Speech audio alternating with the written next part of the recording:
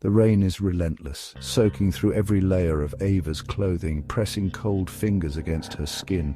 She barely feels it. The ache in her chest is heavier, deeper, an emptiness carved out by the words of the only man she ever sought approval from.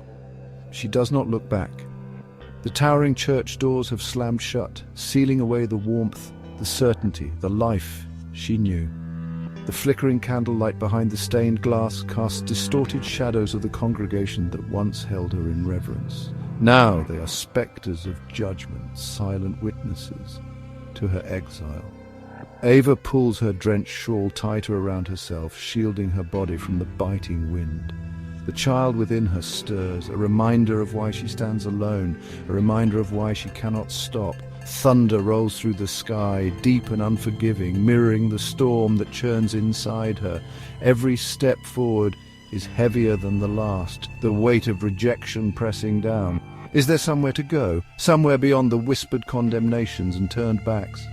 She does not know, but she knows she cannot stay, and so she walks. The rain pounds harder, cold and relentless. Ava's steps are heavy, exhaustion creeping into her limbs, yet she keeps moving until she sees her. An old woman, hunched under the weight of an oversized bag, struggles against the wind. The rain has drenched her clothes, her frail hands barely gripping the worn leather straps. She pauses to catch her breath, shoulders heaving. Ava hesitates. Her own misfortune weighs her down, yet something inside her urges her forward. Without a word, she steps to the woman's side. "Let me help," her voice gentle but firm. The woman lifts her gaze, pale eyes filled with quiet surprise. No one stops for people like her. Ava takes the heavy bag, the damp fabric rough in her grip, and adjusts its weight on her shoulder. They walk together, slow and steady, through the narrow street. The woman doesn't ask why Ava is soaked, why her eyes are red from tears. She simply leads her forward. A modest home appears in the distance, small, worn by time, yet standing firm against the storm. The woman motions for Ava to enter. "Come inside, child. You shouldn't be out in this weather." Inside, candlelight flickers, warming the space. The scent of old books and burning wood fills the air. Ava shivers but doesn't speak, until the woman sets a blanket over her shoulders and asks, voice kind, "Where is your home?" "I don't have one." The woman watches her for a long moment before nodding. Then, "Stay at least until you figure out where you're going." Ava swallows hard.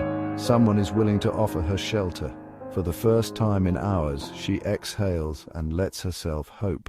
Ava sat in the dimly lit room, her fingers curled around the warmth of her tea. She watched the old woman move, slow, measured as if carrying unseen burdens. A small framed photograph sat on a shelf nearby. The edges of the frame were worn, but Ava could make out the image of a younger woman, smiling brightly beneath a vast blue sky. She hesitated before asking, "Is that your daughter?" The old woman stilled for a moment, staring at the frame before sighing. "Was," she corrected softly. "She's gone now." Ava felt something tighten in her chest. The weight of loss was one she carried too, though hers was different, uncertain, but just as heavy. The woman sat across from her, her gaze far away. "She left a long time ago," she murmured, "and not in the way a mother expects." The silence between them stretched, thick with understanding. Two women, two losses, one abandoned, one left behind. She spoke. "Life is strange, isn't it? The people we hold close can vanish overnight." Ava swallowed hard, fighting back the lump in her throat. She had vanished too, though not by choice. "You have that look, like someone who has lost more than she can speak about." Ava hesitated. Would telling the truth change anything? Would this woman see her the way others had? She inhaled slowly. "I lost my home today." The woman nodded as if she already knew. "Then stay here, child. No one should be without shelter on a night like this." Ava exhaled, the warmth of kindness cutting through the cold that had settled in her bones. For the first time in hours, she felt seen. Ava's night was restless, yet transformative. She lay on the simple bed, staring at the cracked ceiling, listening to the rhythmic patter of rain against the window. The storm outside had settled, but inside her thoughts churned endlessly. She shifted under the warm blanket, running a hand over her belly. For the first time since her exile, she wasn't alone. The old woman had given her shelter without question, without judgment. Yet sleep did not come easily. Would morning bring new burdens? Would she wake to find herself abandoned once more? Despite the weight in her chest, exhaustion finally claimed her, and in the quiet hours before dawn, she found something close to peace. Ava exhaled a slow, shaky breath, allowing the warmth of the cottage to settle in her chest. She had been turned away, judged, abandoned, yet here in this modest home a stranger had offered kindness without expectation.